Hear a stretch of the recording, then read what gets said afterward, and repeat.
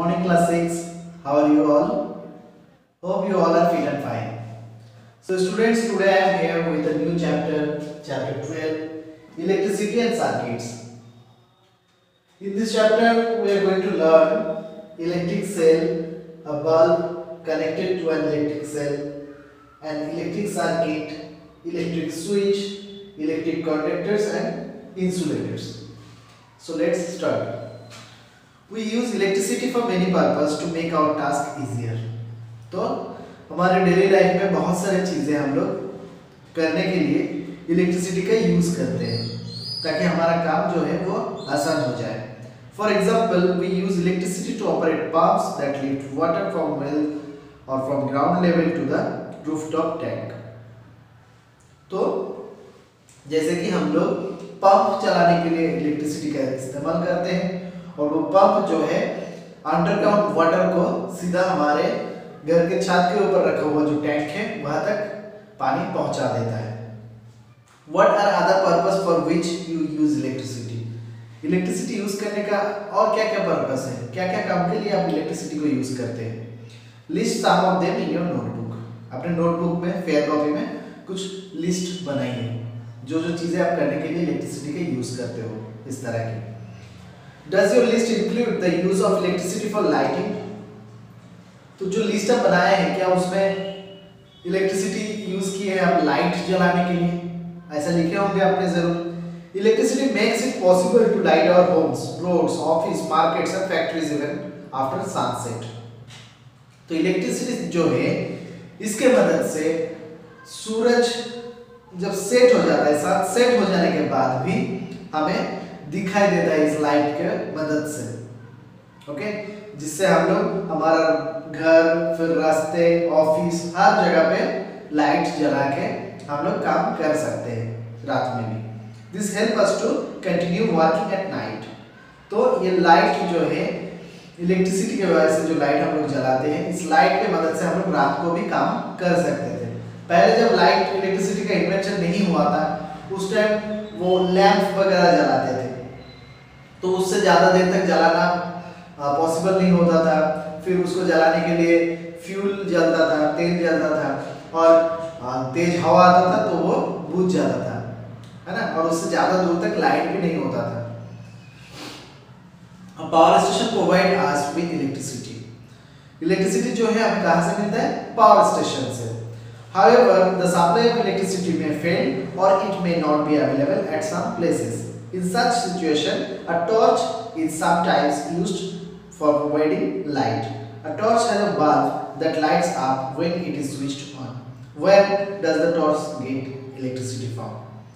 तो इलेक्ट्रिसिटी जो है हमें तो पावर स्टेशन से मिलता है, लेकिन कभी-कभार क्या होता है कि इलेक्ट्रिसिटी हमें नहीं मिलता, लाइन कट जाता है, हम लोग कहते हैं कि अभी लाइट नहीं है. तो इस तरह की सिचुएशन जब होता है उस टाइम हमें इलेक्ट्रिसिटी नहीं मिलता तो कुछ चीजें हम लोग नहीं कर पाते उस टाइम. और उस कुछ गांव में अभी भी आज के डेट में भी इलेक्ट्रिसिटी नहीं पहुंचा है. तो इस केसेस में हम लोग क्या कर सकते हैं? टॉर्च लाइट का मदद ले सकते हैं. अचानक से लाइट कट गया तो आप उस टाइम टॉर्च जला के कुछ काम कर सकते हैं, इमरजेंसी कुछ काम हो तो, है ना. तो टॉर्च लाइट जो है उसमें एक बल्ब रहता है जिसको स्विच ऑन करने से ग्लो करता है, जलता है, और स्विच ऑफ करने से बंद हो जाता है. तो यहाँ पे इलेक्ट्रिसिटी कहाँ से आ रहा है? इस टॉर्च में कहाँ से आता है? आता है इलेक्ट्रिक सेल से. Okay, electricity to the bulb in a torch is provided by the electric cell. तो इलेक्ट्रिसिटी कहाँ से मिलता है? इलेक्ट्रिक बल्ब को इलेक्ट्रिक सेल से. Electric cells are also used in alarm clocks, wrist watches, transistor radios, cameras and many other devices. तो ये जो बैटरी है, सेल को हम लोग बैटरी के नाम से भी जानते हैं. तो ये सेल जो है ये काफी इंस्ट्रूमेंट में हम लोग यूज करते हैं. Have you ever carefully looked at an electric cell? के इलेक्ट्रिक सेल की तरफ आप काफी ध्यान से कभी देखें. You might have noticed that it has a small metal cap on one side and a metal disc on the other side. तो आप अगर ध्यान से देखे हो तो आपको देखने को मिलेगा कि एक साइड में मेटल कैप रहता है और एक साइड में मेटल डिश रहता है. इस तरह की एक मेटल कैप रहता है एक साइड में और एक साइड में इस तरह की एक मेटल डिश रहता है सेल में। Okay, did you notice a positive sign and a negative sign marked on the electric cell? Electric cell जो है क्या उसमें एक पॉजिटिव साइन एक नेगेटिव साइन दिया हुआ रहता है, आपने कभी ध्यान से देखे? The metal cap is the positive terminal of the electric cell. तो जो मेटल कैप होता है ये पॉजिटिव टर्मिनल होता है इलेक्ट्रिक सेल का। Okay, the metal disc is the negative terminal, और जो मेटल डिस्क जिस साइड में होता है उस साइड नेगेटिव टर्मिनल होता है। All electric cells have two terminals, a positive terminal and a negative terminal. तो ये आपको ध्यान में रखना है कि हर सेल में दो टर्मिनल्स होता है। ओके, एक positive terminal and the another one is negative terminal. An electric cell provides electricity from the chemicals stored inside it. तो ये इलेक्ट्रिक सेल जो है ये इलेक्ट्रिसिटी कहाँ से प्रोड्यूस करता है? इसके अंदर कुछ केमिकल्स प्रेजेंट रहता है, स्टोर किया हुआ रहता है, उस केमिकल्स इलेक्ट्रिसिटी प्रोड्यूस करता है। Okay, when the chemicals in the electric cell are used up, the electric cell stop producing electricity. The electric cell then has to be replaced with a new one. तो इसके अंदर जो chemicals होता है वो electricity produce करता है। अब यूज करते करते वो केमिकल्स जो है वो खत्म हो जाता है।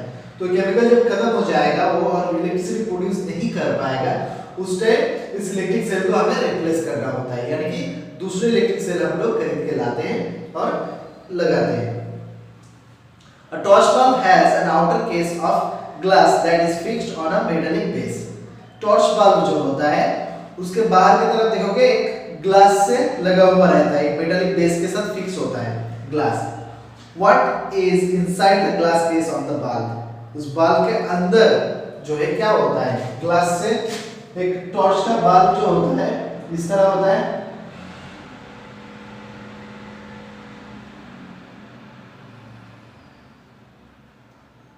इस तरह कुछ होता है बल्ब देखने में। ओके, और इसके अंदर से आपको इस तरह दिखाई देता है, कुछ रहता है, बेसिकली इस तरह की बल्ब होता है। तो ये जो ग्लास कोट है इसके अंदर क्या रहता है? तो activity 1, take a torch and look inside its bulb. एक टॉर्च आपको लेने के लिए बोला गया, उसके अंदर का जो बल्ब है उसको ध्यान से देखो। You can also take out the bulb with the help of your teacher. तो आप अपने टीचर की हेल्प से या आप घर पे है तो आपके मम्मी पापा की हेल्प से उस बल्ब को टॉर्च के अंदर से निकाल के भी देख सकते हैं। What do you notice? क्या नोटिस कर रहे हो आप? Do you find a thin wire fixed in the middle of the glass bulb? Glass bulb के बिल्कुल मिडिल में एक पतला सा वायर आपको देखने को मिलेगा। Now switch the torch on and observe which part of the bulb is glowing. अब क्या करना है? बल्ब का टॉर्च का स्विच जो है उसको ऑन करना है, देखना है कि बल्ब का कौन सी पार्ट ग्लो करता है, जलता है। The thin wire that gives off light is called the filament of the bulb. तो जो थिन वायर होता है बिल्कुल बीच में ये जो वायर है यही जलता है, यही लाइट देता है। ओके, और इसको फिलामेंट के नाम से जाना जाता है। The filament is fixed to two thicker wires which also provide support to it, as shown in figure 12.2b. तो ये जो फिलामेंट होता है ये दो मोटा वायर के साथ जुड़ा हुआ होता है। ये जो दो मोटा वायर जो है, ओके, ये वायर ये दोनों वायर के साथ वो जुड़ा हुआ होता है जो उसको सपोर्ट देता है। One of these thick wires is connected to the metal case at the base of the bulb. तो ये दोनों में से एक कहाँ रहता है? बिल्कुल बल्ब के बेस में कनेक्टेड रहता है। The other thick wire is connected to the metal tip of the center of the base. Base के सेंटर पे एक मेटल टिप होता है यहाँ पे। ओके, तो ये जो है अंदर से तार आके इसके साथ कनेक्टेड होता है और एक यहाँ से इसके साथ कनेक्टेड हो जाता है। ये जो दो वायर होता है। Okay, the base of the bulb and the metal tip of the base are the two terminals of the bulb. तो बल्ब का दो टर्मिनल्स ये हो गए, one is here, one is here. Okay, तो ये जो दो टर्मिनल्स होता है इसी के साथ हम लोग सेल को कनेक्ट कराते हैं तो बल्ब ग्लो करता है। These two terminals are fixed in a such way that they do not touch each other. तो ये दोनों इस तरह से फिक्स रहता है ताकि एक दूसरे के साथ टच ना हो। The electric bulbs used at home also have a similar design. तो घर पे जो इलेक्ट्रिक बल्ब का यूज हम लोग करते हैं वो भी इसी तरह होता है। Okay, thus both the electric cell and the bulb have two terminals each. Why do they have these two terminals? तो बल्ब के पास भी दो टर्मिनल्स होता है, एक पॉजिटिव एक नेगेटिव, एंड सेल के पास भी एक पॉजिटिव एक नेगेटिव टर्मिनल होता है। क्यों होता है? इसके लिए हम लोग आगे का देखेंगे कि a bulb connected to the electric cell। उसके पहले यहाँ पे एक क्वेश्चन दिया गया है।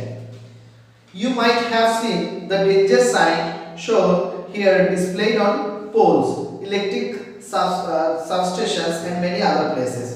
तो एक डेंजर साइन जो होता है वो आपको देखने को मिलता है इलेक्ट्रिक कुछ जगह पे, जैसे इलेक्ट्रिक सब स्टेशन पे आप देखने को मिलेगा या इलेक्ट्रिक पोल्स पे कभी कभार देखने को मिलता है। It is to warn people that electricity can be dangerous if not handled properly. तो ये इसलिए दिया जाता है क्योंकि इलेक्ट्रिसिटी जो है वो काफी डेंजरस होता है, इसको अगर प्रॉपर्ली हैंडल ना करें तो काफी खतरनाक साबित हो सकता है। Carelessness in handling electricity and electric devices can cause severe injuries and sometimes even death। तो केयरलेसली अगर इलेक्ट्रिसिटी को हैंडल किया जाता है, प्रॉपर तरीके से अगर हैंडल ना करें इलेक्ट्रिसिटी को, तो काफी डेंजरस सिचुएशन क्रिएट हो सकता है, इंसान का मौत तक हो सकता है इलेक्ट्रिसिटी से। Hence you should never attempt to experiment with the electric wires and sockets। तो इसलिए आपको कभी भी इलेक्ट्रिक वायर से चाहे सॉकेट से कोई भी एक्सपेरिमेंट नहीं करना चाहिए। Also remember that the electricity generated by portable generators is equal dangerous। तो जो जनरेटर से इलेक्ट्रिसिटी को बनाया जाता है, प्रोड्यूस किया जाता है, वो जनरेटर का इलेक्ट्रिसिटी भी इक्वल डेंजरस है हमारे लिए। Okay, use only electric cell for all activities related to electricity. तो इलेक्ट्रिसिटी रिलेटेड कोई भी एक्टिविटी आपको करने हैं, कोई भी एक्सपेरिमेंट करना है, तो सिर्फ और सिर्फ सेल के साथ करें। ओके, ये कम डेंजरस होता है इसलिए।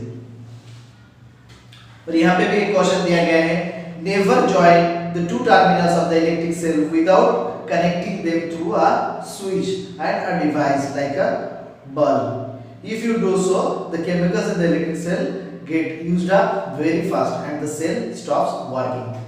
तो सेल का जो दो टर्मिनल होता है, इसको कभी भी डायरेक्टली इस तरह से नहीं जोड़ना है कोई वायर से। अगर डायरेक्टली आप जोड़ देते हो तो इसके अंदर का केमिकल जो है वो खत्म हो जाता है, और केमिकल खत्म हो जाने से बैटरी जो है वो बेकार हो जाएगा। ओके, तो ये बिल्कुल नहीं करना है। Next, a bulb connected to an electric cell। Let us try to make an electric bulb light up using an electric cell। How do we do that? तो एक इलेक्ट्रिक सेल को हम लोग बल्ब के साथ कनेक्टेड कराएंगे। Okay, तो किस तरह से कर सकते हैं? Take 4 lengths of electric wire with differently colored plastic covering। तो आपको 4 इलेक्ट्रिक वायर लेने के लिए बोला जा रहा है, अलग अलग कलर के। Remove a little of the plastic covering from each length of wire at the ends। तो सबका एंड से, साइड से बिल्कुल ओके, दोनों जो एंड होता है उस एंड से थोड़ा थोड़ा करके वायर निकाल लेने हैं, प्लास्टिक कवर को हटा देने हैं। This would expose the metal wires at the ends of each length. तो सबके लेंथ में जो है वो मेटल वायर जो है वो बाहर आ जाएगा। Fix the exposed parts of 2 wires to the cell and the other 2 of the bulb as shown in figure 12.3 and figure 12.4। तो figure 12.3 और 4 अच्छे से देख लीजिए। तो इस पे कनेक्टेड करना कैसे मैं दिखा देता हूं।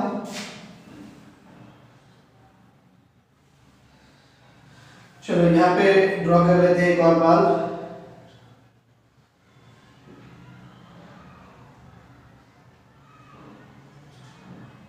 इस तरह से होता है।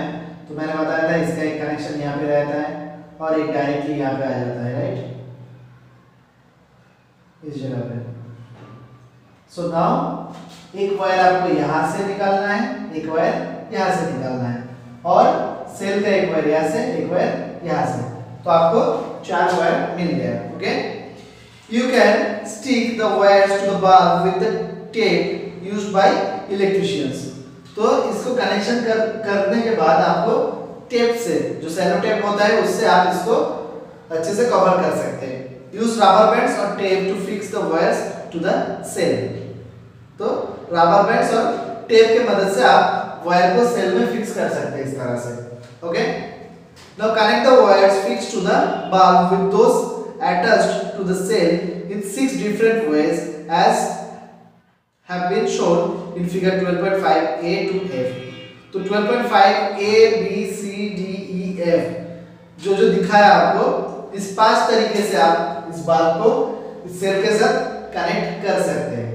ओके, तो ये आप कनेक्ट करके देखना है कि किसमें जल रहा है बल्ब, ग्लो कर रहा है, किसमें नहीं कर रहा है। तो बेसिकली आपको करना क्या होगा कि बल्ब का एक टर्मिनल इसके साथ और दूसरा टर्मिनल नेगेटिव के साथ आपको कनेक्ट करना होगा। ओके, तो आपका बल्ब ग्लो करेगा। इसमें से आप अगर गलती से दोनों ही कनेक्ट कर दो, एक में नहीं ग्लो करना है। ओके, दोनों इस के साथ भी कनेक्ट करते हो तो भी नहीं ग्लो करेगा।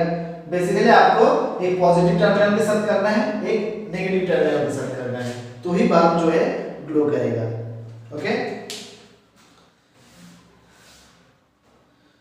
And electric circuit. अब इलेक्ट्रिक सर्किट के बारे में देखते हैं। Okay, and in activity 2 you connected one terminal of the electric cell to the other terminal through wires passing to and from the electric bulb. Note that in the arrangement shown in figure 12.5 A and F, the two terminals of electric cell were connected to two terminals of the bulb. Such an arrangement is an example of an electric circuit. The electric circuit provides a complete path for electricity to pass, current to flow between the two terminals of the electric cell. The bulb glows only when current flows through the circuit. तो basically क्या होना है कि electric cell जो है उसका terminal पूरा connected होना चाहिए। एक साइड से घूम के देखो, यहाँ से कनेक्शन मिल जाता है, दूसरे साइड से घूम के बिल्कुल सेल के नेगेटिव टर्मिनल तक पहुंच जाता है। तो इससे एक सर्किट कंप्लीट होता है और तभी बल्ब या कोई भी इलेक्ट्रिक इंस्ट्रूमेंट आप यूज करते हो वो चलता है।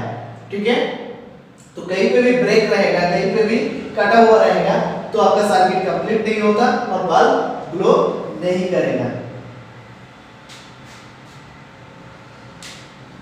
In an electric circuit, the direction of current is taken to be from the positive to the negative terminal of the electric cell as shown in figure 12.6। तो इलेक्ट्रिक सर्किट में जो current होता है वो हमेशा पॉजिटिव टर्मिनल से पास करता है, पॉजिटिव टर्मिनल से होते हुए वो नेगेटिव टर्मिनल पे जाता है। ठीक है, इलेक्ट्रिसिटी जो है इस तरह से फ्लो होता है। समझ में आया? When the terminal of the bulb are connected with that of the electric cell by wires, the current passes through the filament of the bulb. This makes the bulb glow. तो जब इस तरह connection रहेगा तो positive terminal बिल्कुल यहाँ से होते हुए फिलामेंट को होते हुए फिर वो नेगेटिव टर्मिनल तक पहुंचेगा। उसी टाइम ये बल्ब जो है ये ग्लो करता है। Okay, sometimes an electric bulb does not glow even if it is connected to the cell। तो कभी-कभार आप प्रॉपर तरीके से कनेक्शन करने के बाद भी बल्ब ग्लो नहीं करता। तो क्यों नहीं करता? क्योंकि हो सकता है दिस में happen if the bulb has fused. अगर आपका बल्ब जो है वो फ्यूज होगा, फिलामेंट जो है उसका टूटा हुआ होगा तो ग्लो नहीं करेगा। ओके, तो बल्ब फ्यूज होने से ग्लो नहीं करता।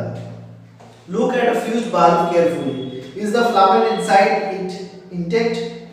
तो अगर एक फ्यूज बल्ब आप देखते हो तो देखोगे उसका जो फिलामेंट है वो कनेक्टेड नहीं होता है, वो टूटा हुआ रहता है।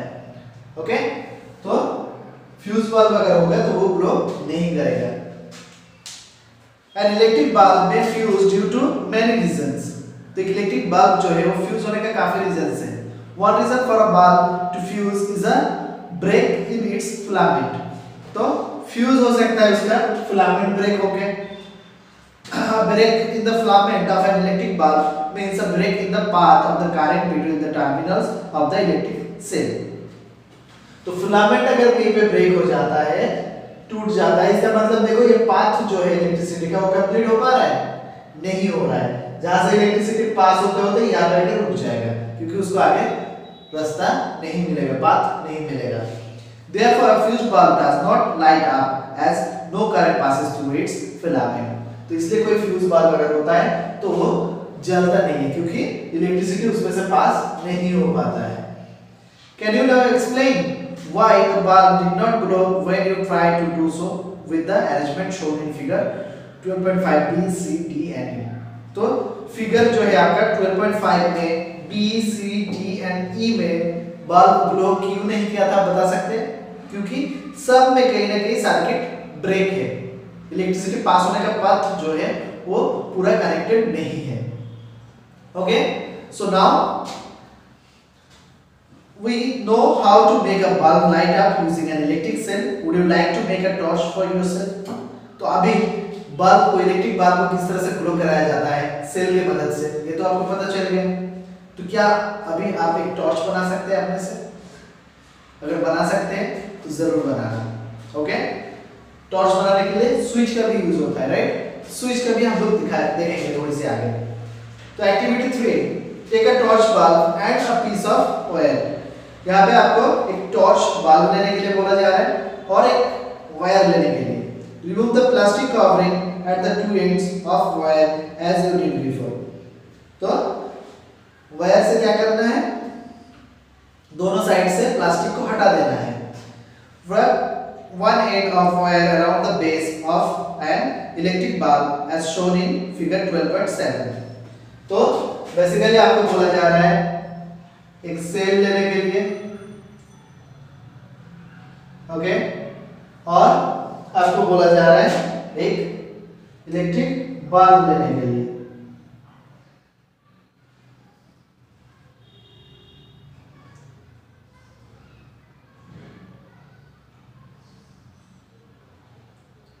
ओके, सो अब आपको बोला जा रहा है कि वायर लेने के बाद उस वायर को यहाँ पे कनेक्ट करने के लिए, ओके, एक वायर यहाँ से कनेक्ट करना है आपको, सॉरी यहाँ से नहीं, इसके साथ वायर को कनेक्ट करना है। Okay, fix the other end of the wire to the negative terminal of an electric cell with a rubber band. तो इसको नेगेटिव टर्मिनल में कनेक्ट करना है एक रबर बैंड के साथ। एक रबर बैंड यहाँ पे लगा के इसको कनेक्ट कर देना है। Okay, now bring the tip of the base of the bulb that is its other terminal in contact with the positive terminal of the cell. अब क्या करना है, बल्ब का ये रहा पॉजिटिव टर्मिनल, ये सेल का पॉजिटिव टर्मिनल, ये दोनों को टच करा देना है। Okay, does the bulb glow? क्या बल्ब ग्लो करेगा? ऑब्वियसली करेगा। Now move the bulb away from the terminal of the electric cell. तो अब क्या करना है, इलेक्ट्रिक सेल से बल्ब को दूर में ले जाना है। Does the bulb remain lighted? क्या बल्ब फिर भी जलेगा? नहीं जलेगा। उसको जब टच कराओगे तो जलेगा, उसको दूर ले जाओगे तो बंद हो जाएगा। Is this not similar to what you do when you switch your torch on और ऑफ? तो ये ऑलमोस्ट कैसा होता है, अब स्विच ऑन कर दे तो जलता है, तो स्विच ऑन मतलब इसको कनेक्ट कर देना, और स्विच ऑफ मतलब इसको हटा देना तो बंद हो जाएगा। Okay, Paheli has another arrangement of the cell and the bulb. Will the torch bulb glow in the following arrangement? तो पहले देखो यहाँ पे दूसरे तरीके से बल्ब को कनेक्ट किया, क्या इसमें बल्ब जलेगा? नहीं जलेगा, क्योंकि पूरी तरह से सर्किट जो है कंप्लीट नहीं हो रहा है। Okay, next electric switch. We had an arrangement for switching on or off our homemade torch by moving the base of the bulb away from the tip of the cell. This was a simple switch, but not very easy to use. We can make another simple and easier switch to use in our circuit. तो यहाँ पे हम लोग जो switch बनाए हैं, इसका switch का मतलब क्या हुआ, एक बार उसको टच कराओ, एक बार हटा दो। तो ये काफी आसान है बनाना, लेकिन इसको यूज करना थोड़ा सा डिफिकल्ट है। तो अभी हम लोग क्या करेंगे, आसान सा स्विच बनाएंगे जो बनाने के लिए भी आसान होगा और आसानी से यूज भी कर सकते हैं। Activity 4, you can make a switch using 2 dry pins, safety pin or a paper clip, 2 wires and a small sheet of thermocol or a wooden board. Insert a drawing pin into it. चलो मैं इसको बता देता हूँ कि किस तरह से करना है आपको। ओके, आपको 2 पिन लेना है।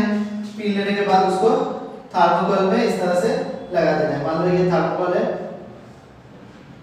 तो इस तरह से 2 पिन आपको लगा देना है। ओके, और एक सेफ्टी पिन को यहाँ पे फंसा देना है और इसके साथ एक वायर कनेक्टेड रहेगा, इसके साथ एक वायर कनेक्टेड रहेगा। ओके, अब यहाँ पे आप सेल को जोड़ दो, यहाँ पे सेल को जोड़ सकते हैं इसके साथ, और यहाँ से इस वायर को लाके यहाँ पे आपको क्या करना है, बल्ब को कनेक्ट कर देना है। ओके, यहाँ पे बल्ब को आप कनेक्ट कर सकते हैं इस तरह से। अब कनेक्शन आपका हो गया। अब क्या करना है, ये जो सेफ्टी पिन है इसको बस इधर टच कराना है और यहाँ से निकाल देना है। आप यहाँ पे टच कराओगे तो बल्ब आपका ग्लो करेगा, और यहाँ से निकाल दोगे तो वो जो आपका सर्किट है इनकम्प्लीट हो जाएगा, कट जाएगा। ओके, तो इतना इजी है, इतना आसान है। नाउ ये आप बहुत आसानी से कर सकते हैं। और एक चीज, आपका सर्किट जो है इलेक्ट्रिक सर्किट बेसिकली इस तरह से तो आपको समझाया जा रहा है, पर इलेक्ट्रिसिटी का कुछ सिंबल्स होता है जिसके मदद से हम लोग हमेशा सर्किट बनाते हैं। ओके, तो सेल का जो सिंबल होता है, सेल का सिंबल इस तरह होता है।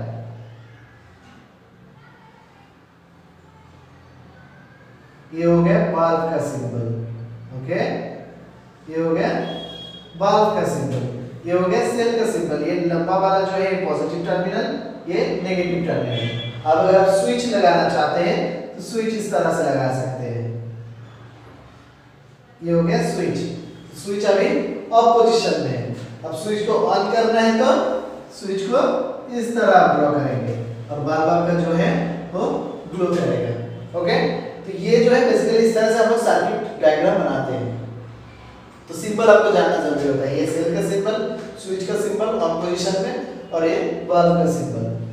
Okay, now electric conductors and insulators.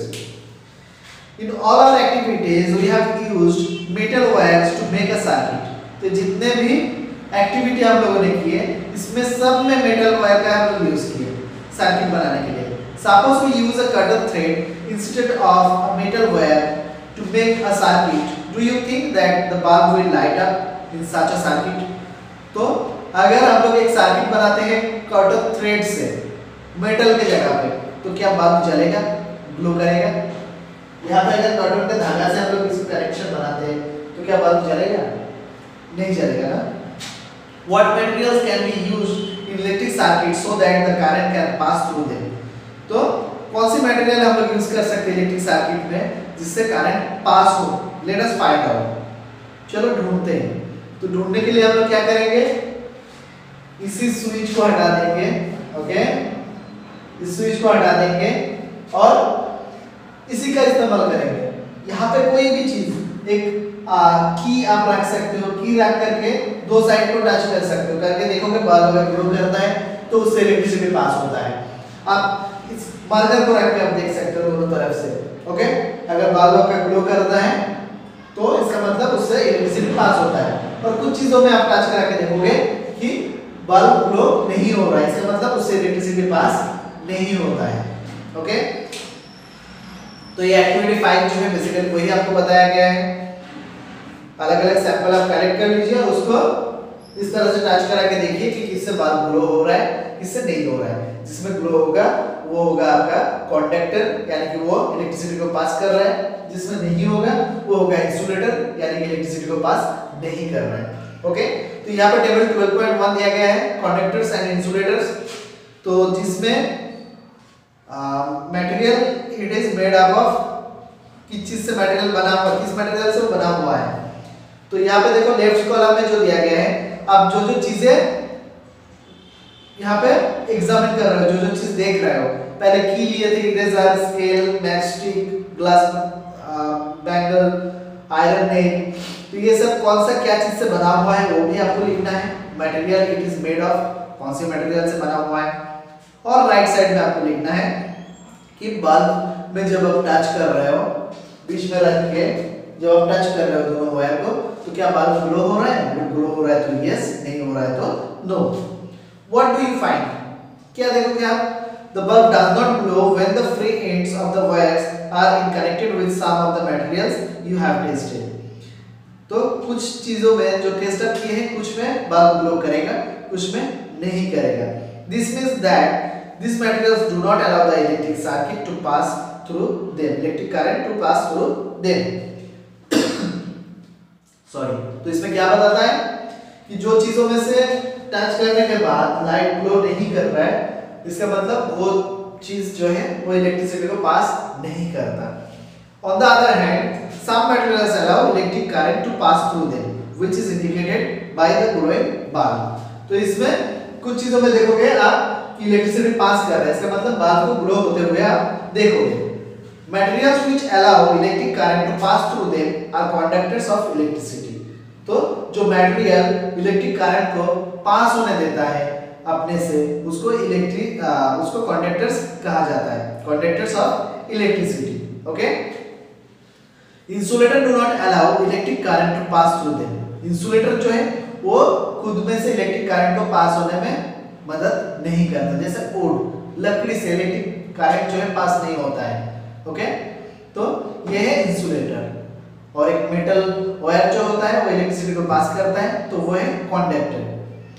With the help of table 12.1, name the materials that are conductors of electricity and also those which are insulators. तो ये टेबल 12.1 जिसमें बल्ब ग्लो किया है वो है कंडक्टर। तो यहाँ पे कंडक्टर्स के लिस्ट में आप वो फिल करोगे जिसमें बल्ब ग्लो किया, और इंसुलेटर के लिस्ट में आप वो लिखोगे जो टच करने के बाद बल्ब ग्लो नहीं किया। Okay, now what do you conclude? अब क्या कंक्लूड करते हो? Which materials are conductors and which are insulators? कौन सी मटेरियल कंडक्टर है और कौन सी इंसुलेटर है? Recall the objects that we grouped as those having lost shell in chapter 4. Are they the conductors? तो चैप्टर 4 में हम लोग देखे थे कुछ ऑब्जेक्ट होता है लॉस्टरस, है ना? तो अभी आप देखोगे याद करके, तो वो लॉस्टरस ऑब्जेक्ट जो था वही इलेक्ट्रिसिटी को पास कर रहा है। It now seems easy to understand why copper, aluminum and other materials are used for making wires. तो अभी आप समझ गए हो कि वायर बनाने के लिए कॉपर, एल्युमिनियम और दूसरे मेटल्स का ही यूज क्यों किया जाता है? क्योंकि वो इलेक्ट्रिसिटी को बहुत अच्छे से पास करता है अपने में। Let us recall activity 4 in which we made an electric circuit with a switch. तो एक्टिविटी 4 में हम लोग स्विच की मदद से इलेक्ट्रिक सर्किट को बनाए थे।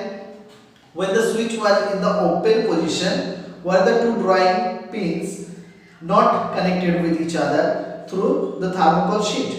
But thermocol you may have found is an insulator. तो जब हम लोग एक्टिविटी 4 में यहाँ पे जैसे कि हम लोग एक थर्मोकोल में दो पिन लगाए थे, है ना, लगा के इस वायर को इसके साथ कनेक्ट किए थे, और यहाँ पे एक सेफ्टी पिन लगा के रखे थे। तो ये सेफ्टी पिन जब ओपन पोजीशन पे था, इसके साथ टच किया हुआ नहीं था, तभी भी तो ये दोनों तो टच था किससे? थर्मोकोल से, फिर भी बल्ब ग्लो नहीं कर रहा था। इसका मतलब थर्मोकोल जो है वो इंसुलेटर है, और जब हम लोग इस सेफ्टी पिन को इसके साथ टच करा रहे थे तो बल्ब ग्लो हो रहा था। इसका मतलब ये सेफ्टी पिन जो है ये कंडक्टर है। What about the air between the gap? ये दोनों गैप के बीच में गैप तो नहीं है, हवा से तो भरा हुआ है। स्विच जब हमारा ऑफ रहता है तो उसके अंदर एयर नहीं रहता है, ऑब्वियसली रहता है। Since the bulb does not glow when there is only air in the gap between the drawing pins in your switch, it means that air is also an insulator.